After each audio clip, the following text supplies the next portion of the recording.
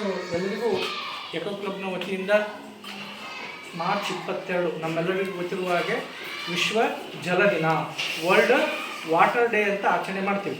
1993ರಿಂದ ವಿಶ್ವಸಂಸ್ಥೆಯವರು ಜಗತ್ತಿನ ಎಲ್ಲ ಜನರಿಗೂ ಕೂಡ ನೀರಿನ ಬಗ್ಗೆ, ನೀರಿನ ಕುರಿತಾದ ಜಾಗೃತಿ ಆಗಲಿ ಜನಕ್ಕಂತೇಳಿ 1993 ಮಾರ್ಚ್ 22ನೇ ತಾರೀಕಿಂದ ಈ ಒಂದು ದಿನಾಚರಣೆಯನ್ನು ಆಚರಣೆ ಮಾಡ್ಕೊತ ಬಂದೀವಿ. 1993 ಮಾರ್ಚ್ 22ರಿಂದ ಜಗತ್ತಿನ ಎಲ್ಲ ಜನರಿಗೆ ನೀರಿನ ಬಗ್ಗೆ ಅರಿವಾಗಲಿ ಅಂತ ಒಂದು ಸದುದ್ದೇಶದಿಂದ ವಿಶ್ವಸಂಸ್ಥೆಯವರು ಮಾರ್ಚ್ 22ನ್ನು ವಿಶ್ವ ಜಲ ದಿನ ಅಂತ ಘೋಷಣೆ ಮಾಡ್ಯಾರ. ಪ್ರತಿ ವರ್ಷವೂ ಕೂಡ ನಾವು ಒಂದೊಂದು ಥೀಮ್, ಒಂದೊಂದು ಉದ್ದೇಶ ಘೋಷವಾಕ್ಯಗಳೊಂದಿಗೆ ಈ ದಿನವನ್ನು ಆಚರಿಸ್ತೀವಿ. ನೋಡ್ರಿ, ಒಂದು ಕಡೆಗೆ ಹೇಳ್ತಾರೆ, ನಮ್ಮ ಮುತ್ತಾತ ನೀರನ್ನು ಸಮುದ್ರದಾಗ ನೋಡಿದರು. ನಮ್ಮ ಮುತ್ತಾತ ನೀರನ್ನು ಸಮುದ್ರದಾಗ ನೋಡಿದರು. ನಮ್ಮ ತಾತ ನೀರನ್ನು ನದಿಯಾಗ ನೋಡಿದರು. ನಮ್ಮ ತಾತ ನೀರನ್ನು ನದಿಯಾಗ ನೋಡಿದರು. ನಮ್ಮಪ್ಪ ನೀರನ್ನು ಬಾವಿಯಾಗ ನೋಡಿದರು. ನಮ್ಮಪ್ಪ ನೀರನ್ನು ಬಾವಿಯಾಗ ನೋಡಿದರು. ನಾವು ನೀರನ್ನು ನಲ್ಲಿಯಾಗ ನೋಡಕತ್ತೀವಿ. ನಾವು ನೀರನ್ನು ನಲ್ಲಿದಾಗ ನೋಡಕತ್ತೀವಿ. ನಮ್ಮ ಮಕ್ಕಳು ನೀರನ್ನು ಬಾಟಲ್ದಾಗ ನೋಡಕತ್ತಾರೆ. ನಮ್ಮ ಮಕ್ಕಳೀಗ ಬಾಟಲ್ದಾಗ ನೋಡಕತ್ತಾರ. ನೆಕ್ಸ್ಟ್ ನಮ್ಮ ಮೊಮ್ಮಕ್ಕಳು ಅದನ್ನು ಕ್ಯಾಪ್ಸೂಲ್ದಾಗ ನೋಡ್ತಾರೆ. ಮಾತ್ರೆಗಳು ಬರ್ತಾವೆ ನೋಡ್ರಿ, ಕ್ಯಾಪ್ಸೂಲ್ ಅಂತ ಎಷ್ಟಿರಲ್ಲ, ನಮ್ಮ ಮೊಮ್ಮಕ್ಕಳು ಅದನ್ನು ಕ್ಯಾಪ್ಸೂಲ್ದಾಗ ನೋಡ್ಬೇಕಾಗ್ತದೆ. ಹಿಂಗೆ ನಾವು ನೀರನ್ನು ವೇಸ್ಟ್ ಮಾಡಿಕೊಂಡು ಓದಿದ್ದೇ ಆದ್ರೆ ಮುಂದೆ ಬರ್ತಕ್ಕಂಥ ನಮ್ಮ ಜನಾಂಗ ನೀರನ್ನು ಕಣ್ಣೀರ್ದಾಗ ನೋಡ್ಬೇಕಾಗ್ತದೆ. ಅಂದರೆ ಇದರ ಅರ್ಥ ಏನಪ್ಪ ಅಂತಂದ್ರೆ, ನೀರನ್ನು ನಾವು ಯಾವ ರೀತಿ ಏನಪ್ಪ ಅಂದ್ರೆ ದುರುಪಯೋಗ ಮಾಡ್ಕೊಂಡಿವಿ, ಅದನ್ನು ಎಷ್ಟು ಹಾನಿ ಮಾಡಿವಂತ ಇದರ ಅರ್ಥ ತಿಳಿತದೆ ನಾವು. ಅಟಲ್ ಬಿಹಾರಿ ವಾಜಪೇಯಿ ಅವರು ಒಂದು ಕಡೆಗೆ ಹೇಳ್ತಾರೆ, ಸಂಸತ್ದಾಗ ಮಾತಾಡೋದಾಗ ನೀರಿನ ಬಗ್ಗೆ ಪ್ರಸ್ತಾಪ ಬರ್ತದೆ. ಅವ್ರು ಹೇಳ್ತಾರೆ, ಏನು ನೀರು ಅಂತ, ನೀರಿನ ಜೊತೆ ರಾಜಕೀಯ ಮಾಡಬೇಡ್ರಿ, ಅದ್ರ ಜೊತೆ ಹುಡುಗಾಟ ಆಡಬೇಡ್ರಿ, ನೀರು ಒಂದು ದಿವಸ ಬೆಂಕಿಯಾಗಿ ನಿಮ್ಮನ್ನೆಲ್ಲ ಸುಟ್ಟು ಬಿಡ್ತದೆ ಅಂತ ಹೇಳ್ತಾರೆ ಅಟಲ್ ಬಿಹಾರಿ ವಾಜಪೇಯಿ. ಅಂದ್ರೆ ನೀರು ನಮ್ಗೆ ಗೊತ್ತದ, ನಿಮ್ಗೆ ಮನುಷ್ಯನ ದೇಹದಾಗ 70% ನೀರದ, ಹೌದಾ? ನಮ್ಮ ಬಾಡಿ 40%ಗಿಂತ ಬಿಲೋ ನೀರನ್ನು ಕಡಿಮೆ ಆಯ್ತಪ್ಪ ಅಂದ್ರೆ ನಾವು ಡಿಹೈಡ್ರೇಷನ್ ಆಗಿ ಸತ್ತೋಗ್ಬಿಡ್ತೀವಿ. ಪ್ರತಿಯೊಂದು ನಾವು ಕೂಡ ವಾಟರ್ ಬಾಟಲ್ ಇದ್ದಂಗೆ 70% ನೀರೇ ನಮ್ಮ ಒಳಗೆ, ನಮ್ಮ ಬಾಡಿ ಒಳಗೆ. ಆ ನೀರು ಏನಾದರೂ ಕಡಿಮೆ ಆಯ್ತಪ್ಪ ಅಂದ್ರೆ ನಾವು ಸತ್ತೋಗ್ತೀವಿ. ನಮ್ಗೆ ಗೊತ್ತು ಮೂಲಭೂತ 3: ಗಾಳಿ, ನೀರು, ಆಹಾರ. ಎರಡನೇ ಮೂಲಭೂತ ವಸ್ತುನೇ ಯಾವುದಪ್ಪ ಅಂದ್ರೆ ನೀರು. ಹೀಗಾಗಿ ಇದನ್ನು ನಾವು ಬಹಳ ಕೇರ್ಫುಲ್ಲಾಗಿ ಬಳಸಬೇಕು, ಮುಂದಿನ ಪೀಳಿಗೆಗೆ ಉಳಿಸ್ಬೇಕು. ಮತ್ತೊಂದು ಕಡೆಗೆ ಹೇಳ್ತಾರೆ, ಬೀಚವ್ರು ಭಾಳ ಚಂದ ಹೇಳ್ತಾರೆ, ಈಗ ನೀರನ್ನು ನಾವು ಹೆಂಗೆ ಬೇಕು ಹಂಗೆ ಚಲ್ತೀವಿ. ಕೆಲವೊಂದು ಕಡೆಗೆ ನೀರಿಗಾಗಿ ಏನು ಕಿಲೋಮೀಟರ್ ಗಟ್ಟಲೆ ಹೋಗಿ ಕುಡಿಯೋ ನೀರು ತೊಗೊಂಬರ್ತಾರೆ. ನಮ್ಮಲ್ಲಿ ನೀರು ಸಿಗ್ತಾವಣ್ಣ ನಾವು ಚಲ್ಲೋದು. ಯಾಕಂದ್ರೆ ಅದ್ರದ್ದು ಮಹತ್ವ ಗೊತ್ತಿಲ್ಲಲ್ಲ, ಬಾಜುನೇ ನದಿ ಹರಿತದ, ಸುಮ್ಮನೆ ಚಲ್ಲೋದೇ ಚಲ್ಲೋದು. ಆದ್ರೆ ರಾಜಸ್ಥಾನದಂಥ ಮರುಭೂಮಿದಾಗ ಕುಡಿಯೋ ನೀರು ಸಲಿಗ ಹೆಣ್ಮಕ್ಳು ಮಕ್ಕಳು ಸಾಲಿ ಬಿಟ್ಟು ಆ ಮಹಿಳೆಯರು ಕಿಲೋಮೀಟರ್ ಗಟ್ಟಲೆ ಆ ಉಸುಕದಾಗ ನಡೆದು ಹೋಗಿ ನೀರು ತೊಗೊಂಡು ನೀರು ಕುಡಿತಾರೆ. ಅದಕ್ಕೆ ಬೀಚ್ ಒಂದು ಕಡೆಗೆ ಹೇಳ್ತಾರೆ, ಬಾವಿ ಒಣಗಿದ್ರೆ ಉಪಯೋಗ ಇಲ್ಲ, ಬಾಯಿ ಒಣಗಬೇಕಂತ ಮನುಷ್ಯನ, ಅವಾಗೇ ನೀರಿಂದ ಅವನಿಗೆ ಮಾತು ಗೊತ್ತಾಗ್ತದೆ. ಬಾವಿ ಒಣಗಿದ್ರೆ ನಮ್ಗೆ ಮಾತು ಗೊತ್ತಾಗ್ತದೆ ಇಲ್ಲ ಗೊತ್ತಿಲ್ಲ. ನಮ್ಗೆ ಒಂದು ಕಡೆಗೆ ಏನು ಹೇಳ್ತಾರಪ್ಪ ಅಂದ್ರೆ, ಬಾವಿ ಒಣಗಿದ್ರೆ ನಮ್ಗೆ ಬುದ್ಧಿ ಬರೋವಲ್ತು. ಬಾವಿ ಒಣಗಿದ್ರೆ ನೋಡ್ತೀವಿ, ಹಂಗೆ ಸುಮ್ಬಿಡ್ತೀವಿ. ಆದ್ರೆ ಬಾಯಿ ಒಣಗಬೇಕು ಅಂದ್ರೆ ಬುದ್ಧಿ ಬರ್ತದೆ. ನಾವು ಬಾಯಿ ಒಣಗಿತ್ತಂದ್ರೆ ಸುಮ್ಮಿಡ್ತೀವಿ ಅಂದ್ರೆ ಒದ್ದಾಡಕ್ಕೆ ಸ್ಟಾರ್ಟ್ ಮಾಡ್ತೀವಿ. ಅವಾಗ ನೀರಿಂದು ಮಹತ್ವ ಗೊತ್ತಾಗ್ತದಂತ ಬೀಚ್ ಅವ್ರು ಭಾಳ ಚಂದ ಹೇಳ್ತಾರೆ ನಾವು. ಸೊ ಇಷ್ಟು ಏನಪ್ಪ ಅಂದ್ರೆ ನೀರಿಂದ ನಮ್ಗೆ ಗೊತ್ತು. ಭೂಮಿ ಮೇಲೆ 100% ನೀರಿದಾಗ 97% ನೀರು ಉಪ್ಪು ನೀರು. ಭೂಮಿ ಮೇಲೆ ನೀರಾದಲ್ಲ 97% ಸಾಗರದ ಸಮುದ್ರಗಳದಾಗೆ ಅದ, ಅದು ಕುಡಿಯೋಕಂತೂ ಯೋಗ್ಯ ಅಲ್ಲ, ಉಪ್ಪು ನೀರು ಅದು 97%. ಇನ್ನು 3% ಏನದ ಅದು ಫ್ರೆಶ್ ವಾಟರ್, ಶುದ್ಧ ನೀರು. ಆ 3% ಕುಡಿಯೋಕೆ ಯೋಗ್ಯ ಅಂತಲ್ಲ, ಅದು ಮಾನವ ಬಳಕೆಗೆ ಯೋಗ್ಯ. ಕುಡಿಯೋಕೆ ನೀರಿನ ಯೋಗ್ಯ ಪ್ರಮಾಣ ಎಷ್ಟಪ್ಪ ಅಂದ್ರೆ 0.4% ಅಷ್ಟೇ. ಕುಡಿಯೋಕೆ ಯೋಗ್ಯ ಇರ್ತಕ್ಕಂಥ ನೀರಿನ ಪ್ರಮಾಣ 100ದಾಗ ಬರೀ 0.4% ಕುಡಿಯೋಕೆ ಯೋಗ್ಯ ನೀರು. ಆ 3%ದಾಗ ಐಸ್ದಾಗೆ ಜಾಸ್ತಿ ಅದು. 70% ಐಸ್ ಅಂದ್ರೆ ಮಂಜುಗಡ್ಡೆ ರೂಪದಾಗ ಅದು ಕುಡಿಯೋ ನೀರು. ಇನ್ನೂ ಒಂದು 30% ಏನಪ್ಪ ಅಂತಂದ್ರೆ ಅಂತರ್ಜಲ ರೂಪದಾಗ ಬೋರ್ ಒಳಗಡೆ.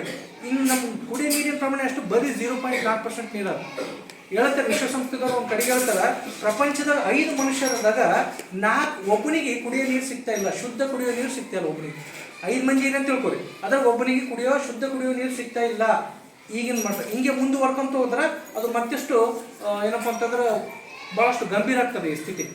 ಸೊಮಾಲಿಯಾ ಅಂತಕ್ಕಂಥ ದೇಶ, ಅಲ್ಲಿ ನೀರನ್ನು ಹೆಂಗೆ ತೊಗೊಳ್ತಾರಪ್ಪ ಅಂತಂದ್ರೆ, ಈಗ ನಾವು ದಿನಸಿ ಬರಿತೀವಲ್ಲ, 1 ಲೀಟ್ರ್ ಎಣ್ಣೆ, ನೀವು ಹೋಗ್ತೀರಲ್ಲ ಅಂಗಡಿಗೆ, ಹಂಗೆ ಅವ್ರು 1 ಲೀಟ್ರ್ ನೀರಂತ ಬರ್ಕೊಂಡೋಗಿ ನೀರು ತೊಗೊಂಡ್ಬರ್ತಾರಂತ. ಅಂದ್ರೆ ವಿಚಾರ ಮಾಡ್ರಿ, ಆ ದೇಶದಾಗ ನೀರಿಂದು ಬರ ಎಷ್ಟಿರ್ಬೋದು. ನೀರನ್ನು ಅವರು ಕಿರಾಣಿ ಅಂಗಡಿಯಾಗ ರೊಕ್ಕ ಕೊಟ್ಟು ಖರೀದಿ ಮಾಡ್ಕೊಂಡು ಬರ್ತಾರಂತ.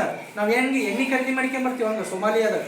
ಮುಂದೆ ಹಿಂಗೆ ಮುಂದುವರೆದ್ರೆ ಜಗತ್ತಿಗೆ ಭಾಳ ದೇಶಗಳಲ್ಲಿ ಇದು ಸ್ಪ್ರೆಡ್ ಆಗಿಬಿಡ್ತದೆ ಈ ನೀರಿನ ಅಭಾವ. ಆದ್ದರಿಂದ ನಾವು ನೀರನ್ನು ಸಂರಕ್ಷಣೆ ಮಾಡಲೇಬೇಕಾದಂತಹ ಒತ್ತಡಕ್ಕೆ ನಾವೆಲ್ಲ ಇದ್ದೀವಿ, ಮಾಡಲೇಬೇಕು, ಇಲ್ಲಾಂದ್ರೆ ಬೇರೆ ದಾರಿನೇ ಇಲ್ಲ.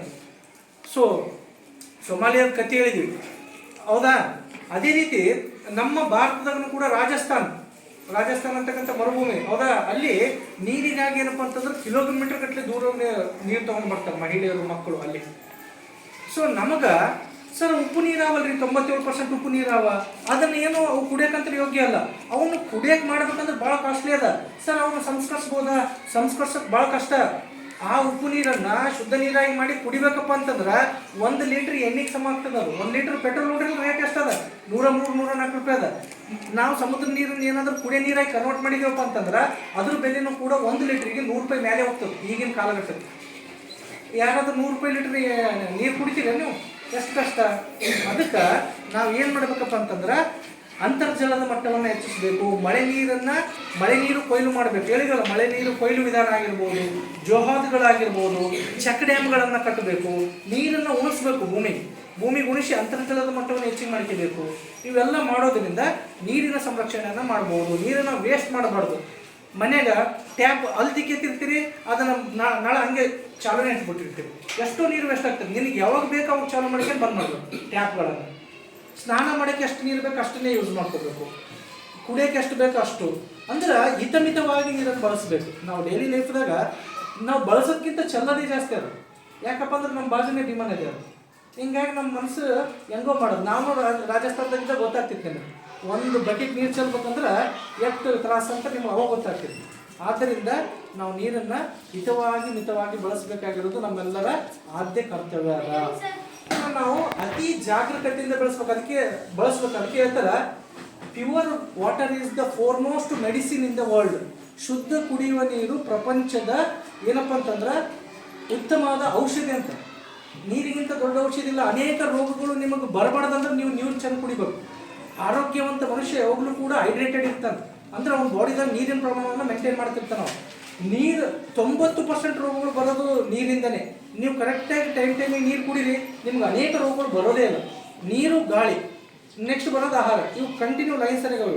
ಗಾಳಿ, ನೀರು, ಆಹಾರ ಇವುಗಳನ್ನು ಕರೆಕ್ಟಾಗಿ ತೊಗೊಳ್ಬೇಕಾಗ್ತದೆ ನಾವು. ಅದಕ್ಕೆ ಬ್ಯಾಲೆನ್ಸ್ಡ್ ಡಯಟ್ ಅಂತ ಕರಿತೀವಿ ನಾವು. ಸಮತೋಲಿತ ಆಹಾರ. ಅದರ ನೀರನ್ನು ಪ್ರಮುಖ. ನೀವು ತಿಂದದ್ದೆಲ್ಲ ಜೀರ್ಣ ಮಾಡೋದು ಯಾವುದು? ನೀರೇ. ನೀರಿರ್ಲಿಕ್ಕಂದ್ರೆ ಮುಗೀತು. ಅದಕ್ಕೆ ಹೇಳ್ತಾರಲ್ಲ, ಜಲ್ ಐತೋ ಕಲ್ಲ ಹೈ. ನೀರಿದ್ದರೆ ನಾಳೆ, ಇಲ್ಲಪ್ಪ ಅಂದ್ರೆ ಹಿಂದೆ ಸತ್ತೋತಿ ನೀರಿರ್ಲಿಕ್ಕಂದ್ರೆ. ಸಿಂಪಲ್. ಅದಕ್ಕೆ ಹೇಳ್ತಾರೆ, ಏನು ನೀ ಇರು ಎನ್ನುವ ನೀರು. ನೀರು ಏನಂತದ? ನೀರು ಅಂತ ಕರಿತೀವಿ, ಹೌದಾ? ನೀರು ಏನು ಹೇಳ್ತದೆ ನಮ್ಗೆ? ನೀರು ಅಂತ ಹೇಳ್ತದೆ. ನೀರಿದ್ರೆ ನಾವಿರ್ತೀವಿ, ನೀರಿಲ್ಲಪ್ಪ ಅಂದ್ರೆ ನಾವ್ಯಾರು ಇಲ್ಲ. ಅಂತ ನೀರನ್ನು ನಾವು ಬಹಳಷ್ಟು ಜಾಗರೂಕತೆಯಿಂದ ಬಳಸಬೇಕಾಗ್ತದ. ಭಾರತದಾಗ ಕೆಲವೊಬ್ರು ಜಲ ಸಾಧಕರು ಅಂತ ಬರ್ತಾರೆ. ಜಲ ಸಾಧಕರು ಅವ್ರು ಏನೇನು ಒಳ್ಳೆ ನೀರನ್ನು ಯಾವ ರೀತಿ ಸಂರಕ್ಷಣೆ ಮಾಡಿದ ಅಂತಕ್ಕಂಥದ್ದನ್ನ ಈಗ ನೋಡ್ಕೊಂತ ಹೋಗೋಣ. ಅದರ ಮೊದಲನೇದವರು ಡಾಕ್ಟರ್ ರಾಜೇಂದ್ರ ಸಿಂಗ್ ಅಂತ. ಇವ್ರನ್ನ ಭಾರತದ ಜಲ ಮನುಷ್ಯ ಅಂತ ಕರೀತಾರೆ. Water man of India, doctor Rajendra Singh.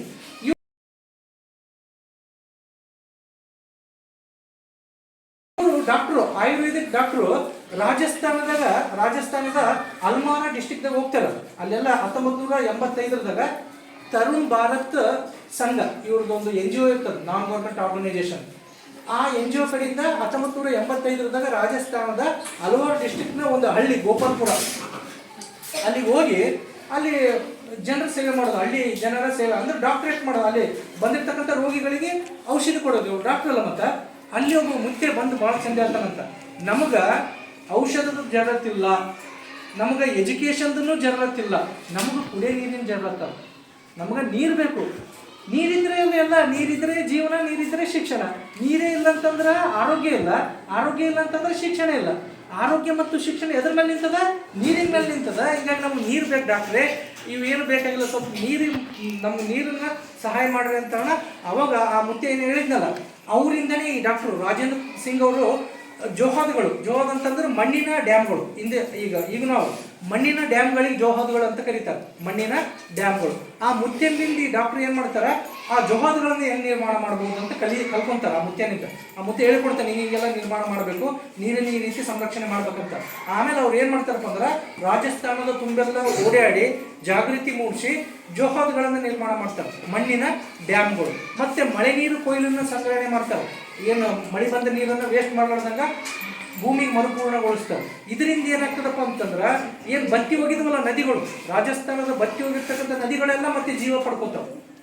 ರಾಜಸ್ಥಾನದ 5 ನದಿಗಳು ಬತ್ತಿ ಪೂರ್ತಿ ನದಿನೇ ಇಲ್ಲ ಅನ್ನೋದು ಹೋಗ್ಬಿಟ್ಟಿರ್ತಾವೆ ಅವು. ಅಂತಹ 5 ನದಿಗಳನ್ನು ಮತ್ತೆ ಪುನಃ ಜೀವನ ಕೊಡ್ತಾರೆ. ಯಾರು? ಡಾಕ್ಟರ್ ರಾಜೇಂದ್ರ ಸಿಂಗ್ ಅವರು. ಇವೆಲ್ಲ ಪದ್ಧತಿ, ಜೊಹಾದ್ ಪದ್ಧತಿ, ಮಣ್ಣಿನ ಡ್ಯಾಮ್ಗಳನ್ನು ನಿರ್ಮಾಣ ಮಾಡೋದು, ಮಳೆ ನೀರು ಕೊಯ್ಲಿನ ಮೂಲಕ ಅಂತರ್ಜಲದ ಮಟ್ಟವನ್ನು ಹೆಚ್ಚಿಗೆ ಮಾಡ್ತಾರೆ. ಇಂಥವೆಲ್ಲ ಟೆಕ್ನಿಕ್ನ ಯೂಸ್ ಮಾಡಿ ಏನು ಸ್ವಲ್ಪ ದಿನದಾಗ ರಾಜಸ್ಥಾನದ ಸಾವಿರಾರು ಹಳ್ಳಿಗಳಲ್ಲಿ 9,000 ಏನು ಹೇಳಿದಲ್ಲ ಮಣ್ಣಿನ ಡ್ಯಾಮ್ಗಳು, ಜೊಹಾದ್ ಅಂತ ಕರೀತಾರೆ, ಮಣ್ಣಿನ ಡ್ಯಾಮ್ಗಳನ್ನು ನಿರ್ಮಾಣ ಮಾಡ್ತಾರೆ. 9,000. ಅದರಿಂದ 2 ಲಕ್ಷ ಜನಕ್ಕೂ ಉಪಯೋಗ ಆಗ್ತದೆ. ನೀರಿಲ್ಲ ಅಂತೇಳಿ ಜನ ಎಲ್ಲ ಸಿಟಿಗಳಿಗೆ ಹೋಗ್ಬಿಟ್ಟಿರ್ತಾರೆ. ಯಾವಾಗ ಈ ಡಾಕ್ಟರ್ ಏನು ಮಾಡ್ತಾರೆ, ರಾಜೇಂದ್ರ ಸಿಂಗ್ ಅವರು ಅಲ್ಲಿ ಚೆಕ್ ಡ್ಯಾಮ್ಗಳನ್ನು ನಿರ್ಮಾಣ ಮಾಡಿ ಮಳೆ ನೀರನ್ನು ಕೊಯ್ಲು ಮಾಡಿ ನದಿಗಳನ್ನು ಮತ್ತೆ ಅದಕ್ಕೆ ಮರುಮುಟ್ಟು ಕೊಟ್ಟು ನದಿಯ ನೀರು ಅರೇಂಜ್ ಮಾಡಿ ಅಲ್ಲಿ ಮತ್ತೆ ಜಲಚರಗಳು ವಾಸಂಗ ಅಲ್ಲಿ ಕಾಡು ನಿರ್ಮಾಣ ಆದಂಗಾದ್ಗಳೇ ಮತ್ತೆ ಎಲ್ಲರೂ ತಮ್ಮ ಊರಿಗೆ ಬರ್ತಾರೆ. ಆ ಎಲ್ಲ ಹುಡುಗರು ಮತ್ತೆ ಬಂದು ವ್ಯವಸಾಯ ಮಾಡಕ್ಕೆ ಸ್ಟಾರ್ಟ್ ಮಾಡ್ತಾರೆ. 2 ಲಕ್ಷ ಜನಕ್ಕೆ ಜೀವನಕ್ಕೆ ಅನುವು ಮಾಡಿಕೊಡ್ತಾರೆ. ಪೂರ್ತಿ ರಾಜಸ್ಥಾನದ ತುಂಬ ಸಾವಿರಾರು ಹಳ್ಳಿಗಳಲ್ಲಿ 9,000 ಜೊಹಾದ್ಗಳನ್ನು ಮಳೆ ನೀರು ಕೊಯ್ಲುವನ್ನು ತರುಣ್ ಭಾರತ್ ಸಂಘದ ಅಡಿಯಲ್ಲಿ ಡಾಕ್ಟರ್ ರಾಜೇಂದ್ರ ಸಿಂಗ್ ಅವರು ಮಾಡ್ತಾರೆ. ಅಷ್ಟೇ ಅಲ್ಲ, ಅಲ್ಲಿಗೆ ಮಾಡಲಾರದೆ ಮತ್ತೆ ಬೇರೆ ಬೇರೆ ರಾಜ್ಯಗಳಿಗೂ ಕೂಡ ಇನ್ನೂ ನಡೆದವು. ಮಧ್ಯಪ್ರದೇಶ್, ತಮಿಳುನಾಡು, ಸೊ ಬೇರೆ ಬೇರೆ ರಾಜ್ಯಗಳಿಗೂ ಕೂಡ ಅವರ ಈ ಒಂದು ಏನಪ್ಪ ಅಂತಂದ್ರೆ ನಿರ್ವಹಣೆ ತಂತ್ರಗಳನ್ನು ಅಳವಡಿಸ್ಕೊಂಡರು. ಬರೀ ನಮ್ಮ ಇಂಡಿಯಾ ಅಲ್ಲ, ಪ್ರಪಂಚದ 15 ರಾಷ್ಟ್ರಗಳು ಡಾಕ್ಟರ್ ರಾಜೇಂದ್ರ ಸಿಂಗ್ ಅವರ ವಾಟರ್ ಟೆಕ್ನಿಕ್ನ ಯೂಸ್ ಮಾಡ್ತಾವೆ. ಈಜಿಪ್ಟು, ಸೊಮಾಲಿಯಾ, ಹೇಳಿದ್ನಲ್ಲ ಎಲ್ಲೆಲ್ಲಿ ನೀರಿನ ಅಭಾವ ಅದ ಅವರೆಲ್ಲ ಡಾಕ್ಟರ್ ರಾಜೇಂದ್ರ ಸಿಂಗ್ ಅವರ ವಾಟರ್ ಟೆಕ್ನಿಕ್ಗಳನ್ನು ಯೂಸ್ ಮಾಡಕತ್ತಾರೆ, ಪ್ರಪಂಚದ 15 ರಾಷ್ಟ್ರಗಳು. ಇದರ ಪ್ರಯುಕ್ತವಾಗಿ ಅವರಿಗೆ 2001ನೇ ಇಸ್ವಿದಾಗ ಮ್ಯಾಗೆಸೆ ಪ್ರಶಸ್ತಿ ಬರ್ತದೆ. ಮ್ಯಾಗೆಸೆ ಅಂತಾರಾಷ್ಟ್ರೀಯ ಪ್ರಶಸ್ತಿ. ಮತ್ತು 2015ದಾಗ ಸ್ಟಾಕ್ಹೋಮ್ ಪ್ರಶಸ್ತಿ ಕೊಡ್ತಾರೆ, ಸ್ಟಾಕ್ಹೋಮ್ ವಾಟರ್ ಪ್ರಶಸ್ತಿ. ಇದಕ್ಕೆ ವಾಟರ್ ನೊಬೆಲ್ ಅಂತ ಕರೀತಾರೆ, ನೀರಿನ ನೊಬೆಲ್ ಪ್ರಶಸ್ತಿ. ಅತ್ಯಂತ ದೊಡ್ಡ ಪ್ರಶಸ್ತಿ ನೀರಿಗಾಗಿ ಕೊಡೋದೆ. ಸ್ಟಾಕ್ಹೋಮ್ ವಾಟರ್ ಪ್ರೈಸ್ 2015ರಿಂದ ಕೊಡ್ತಾರೆ. ಇವರ ಒಂದು ಸಾಧನೆಯನ್ನು ಗುರುತಿಸಿ ಲಕ್ಷಾಂತರ ಜನರು ಇವತ್ತು ಇವರಿಂದ ಜೀವನ ಮಾಡಕತ್ತಾರೆ. ಅವರು ಓದಿದ್ದು ಡಾಕ್ಟ್ರು, ಆದರೆ ಆಗಿದ್ದು ಭಾರತದ ವಾಟರ್ ಮ್ಯಾನ್ ಆಫ್ ಇಂಡಿಯಾ ಆಗ್ತಾರೆ.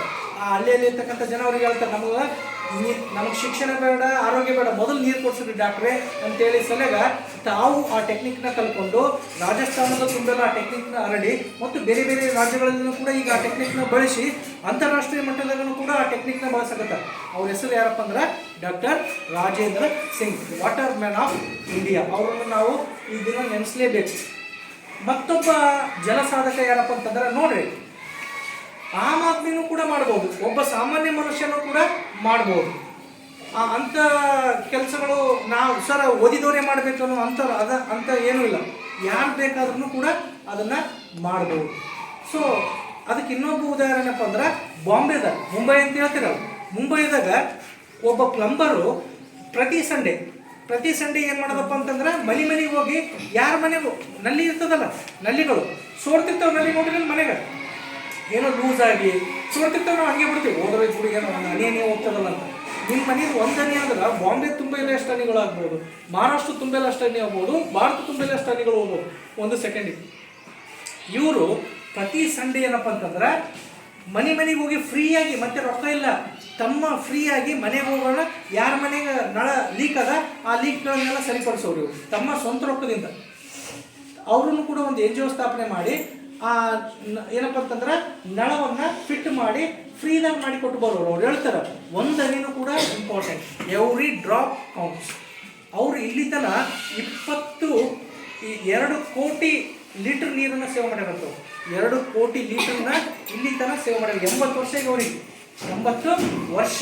ಆ ಮಹಾತ್ಮಗ ಪ್ಲಂಬರ್ ಅಂದ್ರೆ ಗೊತ್ತಲ್ಲ, ಈ ಪೈಪ್ ಕೆಲಸ ಮಾಡೋರು ಆತ. ಅವರು 2007ದಾಗ ಒಂದು ಏನಪ್ಪ ಅಂತಂದ್ರೆ NGO ಸ್ಥಾಪನೆ ಮಾಡಿ ಅದರ ಮೂಲಕ ಏನಪ್ಪ ಅಂತಂದ್ರೆ ಬಾಂಬೆ ಪಟ್ಟಣದ ಜನರಿಗೆಲ್ಲ ಫ್ರೀಯಾಗಿ ಆ ಟ್ಯಾಪ್ಗಳನ್ನು ಏನಪ್ಪ ಅಂತಂದ್ರೆ ರೆಡಿ ಮಾಡಿ ಕೊಡ್ತಾರೆ. ಯಾಕಂದ್ರೆ ಒಂದು ಹನಿನೂ ಕೂಡ ವೇಸ್ಟ್ ಆಗಬಾರ್ದು ಅಂತ. ಅಂತ ಒಬ್ಬ ಮಹಾತ್ಮ ಅಂದ್ರೆ ಆಬಿದ್ ಸುರ್ತಿ.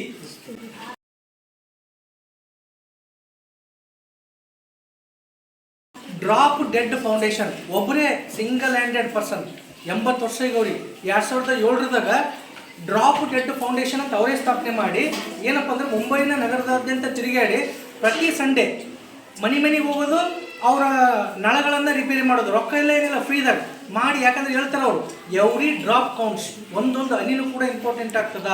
ಮುಂಬೈ ಅಂತಕ್ಕಂಥದ್ದು ಮಹಾನಗರ, ಒಂದೊಂದು ಮನೆಗೆ ಹಿಂಗೆ ನಾವು ಹಂಗೆ ಬಿಟ್ಬಿಡ್ತೀವಿ, ನಲ್ಲಿ ಐತೆ ಏನು ಒಂದು ಸ್ವಲ್ಪ ಸೋರ್ತದಲ್ಲ ಅಂತ ಅವ್ರು ಹೇಳ್ತಾರೆ. ಒಂದು ಹನಿನೂ ಕೂಡ ಜೀವಕ್ಕೆ ಇಂಪಾರ್ಟೆಂಟ್ ಆದಂತೇಳಿ ಆ ಪುಣ್ಯಾತ್ಮ ಫ್ರೀಯಾಗಿ ಎಲ್ಲರ ನಲ್ಲಿಗಳನ್ನು ಏನಪ್ಪ ಅಂದ್ರೆ ಫ್ರೀಯಾಗಿ ರಿಪೇರಿ ಮಾಡಿಕೊಡ್ತಾರೆ. ಈಗಲೂ ಕೂಡ ಮಾಡ್ತಾರೆ. ಆಬಿದ್ ಸುರ್ತಿ 2007 ಡ್ರಾಪ್ ಡೆಡ್ ಫೌಂಡೇಶನ್ ಏಕೈಕ ವ್ಯಕ್ತಿ ತಾವೇ ಹೋಗೋದು, ಬಾಗಲ ಒಂದು ಬ್ಯಾಗ್ ಹಾಕಿದ ಅದ್ರಾಗ ಏನೇನು ಸಾಮಾನು ಬೇಕು ಹಾಕೋದು, ಹೋಗೋದು, ಮನೆಗೆ ಹೋಗೋದು, ಸಂಡೇ ಹೋಗಿ ಫ್ರೀಯಾಗಿ ನಲ್ಲಿಗಳನ್ನು ರಿಪೇರಿ ಮಾಡಿ ಕೊಟ್ಬೋದು. ಅವ್ರನ್ನೂ ಕೂಡ ನಾವು ನೆನಿಬೇಕಾಗ್ತದೆ. ಯಾಕಂದ್ರೆ ಎವ್ರಿ ಡ್ರಾಪ್ ಕೌಂಟ್ಸ್, ಪ್ರತಿಯೊಂದು ಹನಿನೂ ಕೂಡ ಕೌಂಟ್ ಆಗ್ತದ. ಇನ್ನೊಬ್ಬ ಮಹಿಳೆ ಬರ್ತಾರೆ, ಜಲಸಾಧಕಿ, ಭಾರತದ ಜಲಮಾತೆ ಅಂತ ಕರೀತಾರೆ ಇವ್ರನ್ನ. ಭಾರತದ ಜಲಮಾತೆ ಆಮ್ಲಾ ರೂಹಿಯಾ. ಆಮ್ಲಾ ರೂಹಿಯಾ ಅವರು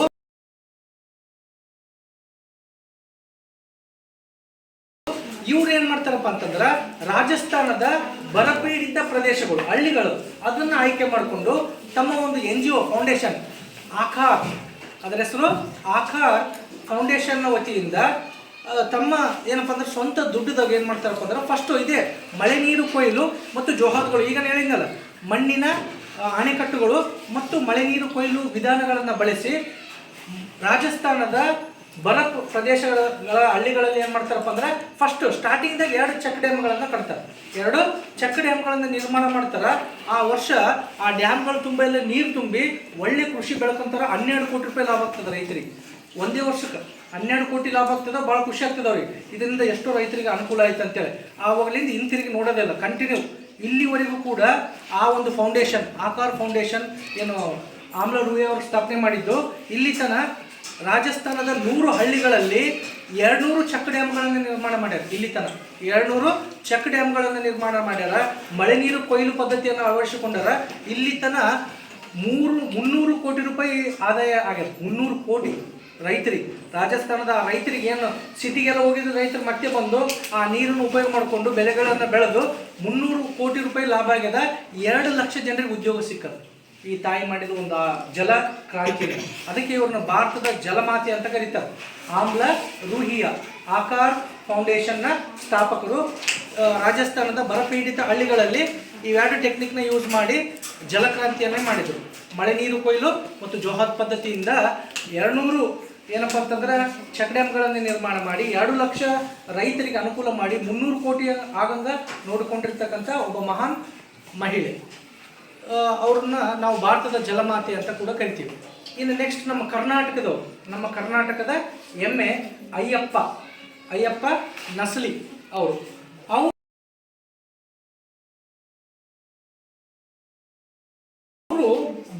ಗದಗದವರು, ಮೂಲತಃ ಗದಗದವರು. ಇವರು ಏನಪ್ಪ ಅಂತಂದ್ರೆ ಎಲ್ಲಿ ಬೆಂಗಳೂರದ ಇವ್ರದ್ದೊಂದು ಕಂಪನಿ ಜಲ ಏನಪ್ಪ ಅಂತಂದ್ರೆ ಜಲ ಸಾಕ್ಷಾತ್ಕಾರ ಅಂತಕ್ಕಂಥ ಒಂದು ಕಂಪ್ನಿಯನ್ನು ಮೇಂಟೈನ್ ಮಾಡ್ತಾರೆ. ಏನು ಬೆಂಗಳೂರಿನ ಸುತ್ತಮುತ್ತ ಇರತಕ್ಕಂಥ 189 ಕಂಪ್ನಿಗಳಿಗೆ ವಾಟರ್ ಟೆಕ್ನಿಕ್ಗಳನ್ನು ಹೇಳಿಕೊಟ್ಟು ಏನಪ್ಪ ಅಂತಂದ್ರೆ ನೀರಿನ ನಿರ್ವಹಣೆಯನ್ನು ಮಾಡ್ಯಾರ. 700 ಕೃತಕ ಸರೋವರಗಳನ್ನು ನಿರ್ಮಾಣ ಮಾಡಿದ್ರು ಅಯ್ಯಪ್ಪ ಅವರು. 700 ಕೃತಕ ಸರೋವರಗಳನ್ನು ನಿರ್ಮಾಣ ಮಾಡ್ಯಾರ. ಮಳೆ ನೀರು ಕೊಯ್ಲು ಟೆಕ್ನಿಕ್ಕನ್ನು ಯೂಸ್ ಮಾಡ್ಕೋತಾರ. 35,000 ಎಕರೆ, ಎಷ್ಟು 35,000 ಎಕರೆ ಬರಭೂಮಿಯನ್ನ ಜೌಗು ಪ್ರದೇಶವಾಗಿ ಕನ್ವರ್ಟ್ ಮಾಡ್ಯಾರ. ಸುಮ್ಮನೆ ಅಲ್ಲ, 35,000 ಎಕರೆ. ಬೇರೆ ಬೇರೆ ಎಲ್ಲ ದೇಶಗಳು ಇವ್ರ ಕಂಪ್ನಿಯ ಅಂದ್ರೆ ಇವ್ರದ್ದು ವಾಟರ್ ಟೆಕ್ನಿಕ್ ಏನವ ಅವ್ರು ನಮಗೂ ಸ್ವಲ್ಪ ಹೇಳಿಕೊಡ್ರಿ ಅಂತ ಇವ್ರ ಜೊತೆಗೆ ಟೈಅಪ್ ಆಗ್ಯಾವ. ಅಂತ ಒಬ್ಬ ಜಲಕ್ರಾಂತಿಕಾರ ಯಾರಪ್ಪ ಅಂದ್ರೆ ಅಯ್ಯಪ್ಪ ಅವರು ನಮ್ಮ ಕರ್ನಾಟಕದ ಗದಗದವರು. ಈಗ ಬೆಂಗಳೂರದಾಗ ಅವ್ರ ಫೌಂಡೇಶನ್ ಕೆಲಸ ಮಾಡ್ತದ ಹೇಳಿದೆ. ಮತ್ತೆ 800 ಚೆಕ್ ಡ್ಯಾಮ್ಗಳನ್ನು ನಿರ್ಮಾಣ ಮಾಡ್ಯಾರ. 700 ಕೃತಕ ಸರೋವರಗಳು, 35,000 ಎಕರೆ ಬರಭೂಮಿಯನ್ನ ಜೌಗು ಭೂಮಿಯಾಗಿ ಮಾಡ್ಯಾರ. ಅಂದ್ರೆ ಅಲ್ಲಿ ಬೆಳೆ ಬೆಳಿಬಿಡ್ತಕ್ಕಂಥ ಒಂದು ಹಸಿರು ಭೂಮಿಯನ್ನಾಗಿ ಮಾಡ್ಯಾರ. ಸೊ 14 ಚೆಕ್ ಡ್ಯಾಮ್ಗಳನ್ನು ಕಟ್ಟ್ಯಾರ. 14 ಚೆಕ್ ಡ್ಯಾಮ್ನ ಕಟ್ಟಿರ. ಭಾರತ ಅಲ್ಲದೆ ಬೇರೆ ಬೇರೆ ರಾಷ್ಟ್ರಗಳನ್ನು ಕೂಡ ಇವರ ಕಂಪ್ನಿ ಜೊತೆ ಟೈಅಪ್ ಆಗಿ ನಮಗೂ ಕೂಡ ವಾಟರ್ ಟೆಕ್ನಿಕ್ನ ಹೇಳಿಕೊಡ್ರಿ, ಹೆಂಗೆ ನೀರನ್ನು ನಾವು ನಿರ್ವಹಣೆ ಮಾಡಬೇಕು, ನೀರನ್ನು ಹೆಂಗೆ ಉಳಿತಾಯ ಮಾಡಬೇಕು, ಈ ಮಳೆ ನೀರು ಕೊಯ್ಲೆ ಆಗಿರ್ಬೋದು, ಜೊಹಾದ್ಗಳನ್ನ ಹೆಂಗೆ ನಾವು ಅಡಾಪ್ಟ್ ಮಾಡ್ಕೋಬೇಕಂತ ಇವರ ಕಂಪ್ನಿ ಜೊತೆ ಟೈಅಪ್ ಆಗಿ ಕೇಳ್ತಾವೆ ಅಂತ ಒಬ್ಬ ಜಲಸಾಧಕ ನಮ್ಮ ಕರ್ನಾಟಕದ ಹೆಮ್ಮೆ ಅಯ್ಯಪ್ಪ ಅವರು ಮೂಲತಃ ಗದಗದವರು. ಬಟ್ ಅವರು ಏನು ಕಂಪ್ನಿ ಎಲ್ಲಿ ಕೆಲಸ ಮಾಡ್ತದಪ್ಪ ಅಂದ್ರೆ ಬೆಂಗಳೂರದಾಗ. ಇಷ್ಟೆಲ್ಲ ಇವರೆಲ್ಲ ಏನಪ್ಪ ಅಂದ್ರೆ ಭಾರತದ ಜಲಸಾಧಕರು. ಡಾಕ್ಟರ್ ರಾಜೇಂದ್ರ ಸಿಂಗ್ ಆಗಿರ್ಬೋದು, ಅಹಿದ್ ಸುರ್ಕಿಯವರಾಗಿರ್ಬೋದು, ನೆಕ್ಸ್ಟ್ ಆಮ್ಲ ರೋಹ್ಯ ಅವರಾಗಿರ್ಬೋದು, ಅಯ್ಯಪ್ಪ ಅವರಾಗಿರ್ಬೋದು. ಈ 4 ಜಲಸಾಧಕರನ್ನ ನಾವು ಇವತ್ತಿನ ವಿಶ್ವ ಜಲ ದಿವಸ ನೆನೆದಿಲ್ಲ. ಇವರ ಟೆಕ್ನಿಕ್ಗಳನ್ನು ನಾವು ಯೂಸ್ ಮಾಡ್ಕೋಬೇಕು. ಮಳೆ ನೀರು ಕೊಯ್ಲು ನಿಮ್ಗಂತೂ ಎಲ್ಲರಿಗೂ ಗೊತ್ತು. ಏನು ಹೇಳ್ತಾರೆ, ಮಳೆ ನೀರು ಏನು ಬೀಳ್ತದಲ್ಲ ಅದನ್ನು ನಾವು ಚರಂಡಿ ಪಾಲು ಸಮುದ್ರದ ಪಾಲು ಮಾಡಬಾರ್ದು. ಆ ನೀರನ್ನು ಇಂಗಿಸ್ಬೇಕು, ಅದನ್ನು ಒಳಗಡೆ ಕಳಿಸ್ಬೇಕು. ಅಂತರ್ಜಲದ ಮಟ್ಟ ಹೆಚ್ಚಿಗೆ ಆಯ್ತು ಅಂದ್ರೆ ಬೋರ್ವೆಲ್ಗಳು ಚೆನ್ನಾಗಿ ಬೀಳ್ತಾವ. ಇಲ್ಲಾಂದ್ರೆ ನೀವು ಕಿಲೋಮೀಟರ್ ಗಟ್ಟಲೆ ಒಳಗೆ ಕೊಡಿದ್ರೂ ಬೋರ್ವೆಲ್ ಬೀಳೋದು. ಯಾಕೆ? ಅಂತರ್ಜಲನೇ ಇಲ್ಲಲ್ಲ. ಅದಕ್ಕೆ ಹೇಳ್ತಾರಲ್ಲ, ಬಿದ್ದ ನೀರನ್ನು ನುಂಗಿಸ್ಬೇಕಂತ, ಅದನ್ನು ಅರಿಯಕ್ಕೆ ಬಿಡಬಾರ್ದು. ಬಿದ್ದ ನೀರನ್ನು ನುಂಗಿಸ್ಬೇಕು, ಅದನ್ನು ಅರಿಯಕ್ಕೆ ಬಿಟ್ಟಿರಪ್ಪ ಅಂದ್ರೆ ಕಷ್ಟ. ಅದು ಸಮುದ್ರಕ್ಕೆ ಹೋಗಿ ಮತ್ತೆ ಉಲ್ಟಾ ಹಂಗೆ ಬರ್ತದೆ. ಅದು ಕೆಲಸಕ್ಕೆ ಬರಬೇಕು. ಆ ನೀರು ಅಂದ್ರೆ ಅಂತರ್ಜಲದ ಮಟ್ಟ ಹೆಚ್ಚಿಗೆ ಆಗಬೇಕು, ಚೆಕ್ ಡ್ಯಾಮ್ಗಳ ನಿರ್ಮಾಣ ಆಗಬೇಕು. ಇದರಿಂದ ಏನಾಗ್ತದಪ್ಪ ಅಂತಂದ್ರೆ ಕೃಷಿನೂ ಡೆವಲಪ್ಮೆಂಟ್ ಆಗ್ತದೆ, ನಮ್ಮ ಕುಡಿಯೋ ನೀರಿಗೂ ಕೂಡ ಡೆವಲಪ್ಮೆಂಟ್ ಆಗ್ತದೆ. ಈ ಎಲ್ಲ ಪದ್ಧತಿಗಳನ್ನು ನಾವು ಯೂಸ್ ಮಾಡಿಕೊಂಡು ಏನಾದ್ರೂ ನೀರಿನ ನಿರ್ವಹಣೆಯನ್ನು ಮಾಡಿದ್ದೇ ಆದ್ರೆ ನಾವೇನಪ್ಪ ಅಂತಂದ್ರೆ ಸುಧಾರಿಸ್ಬೋದು. ನೀರಿನ ಏನಪ್ಪ ಅಂತಂದ್ರೆ ನಿರ್ವಹಣೆಯನ್ನು ಮಾಡ್ಬೋದು, ಮುಂದಿನ ಪೀಳಿಗೆಗೆ ನೀರನ್ನು ಕೊಡ್ಬೋದು. ಈಗ ಹೇಳಿದ್ನಲ್ಲ, ಮುಂದೆ ನಾವು ಹಿಂಗೆ ನೀರನ್ನು ಹಾಳು ಮಾಡಿಬಿಟ್ಟಿವಪ್ಪ ಅಂದ್ರೆ ಮುಂದಿನ ನಮ್ಮ ಪೀಳಿಗೆ ನೀರನ್ನು ಕಣ್ಣೀರ್ದಾಗ ನೋಡ್ತದೆ ಅಂತ ಹೇಳಿದ್ದೆ. ಹಂಗೆ ಆಗ್ಬಾರ್ದಪ್ಪ ಅಂತಂದ್ರೆ ಈ ಎಲ್ಲ ಸಾಧಕರ ಜೀವನ, ಅವರ ಮಾರ್ಗದರ್ಶನ ನಮ್ಮೆಲ್ಲರಿಗೆ ಸ್ಫೂರ್ತಿ ಆಗಬೇಕು. ಆ ಟೆಕ್ನಿಕ್ಗಳನ್ನು ನಾವು ಕೂಡ ನಮ್ಮ ಡೇ ಟು ಡೇ ಲೈಫ್ದಾಗ ಅಳವಡಿಸ್ಕೊಳ್ಬೇಕು. ಮಳೆ ನೀರು ಕೊಯ್ಲು ಪದ್ಧತಿ ಆಗಿರ್ಬೋದು, ನೀರನ್ನು ವೇಸ್ಟಾಗಿ ಚೆಲ್ಲದೆ ಇರೋದು ಆಗಿರ್ಬೋದು, ಇವನ್ನೆಲ್ಲ ನಾವು ಮಾಡಿದ್ದೇ ಆದರೆ ಇಂತಹ ದಿನಗಳಿಗೆ ಒಂದು ಅರ್ಥ ಬರ್ತದೆ. ಈ ದಿನಗಳ ಪ್ರಮುಖ ಉದ್ದೇಶ ಅದೇ.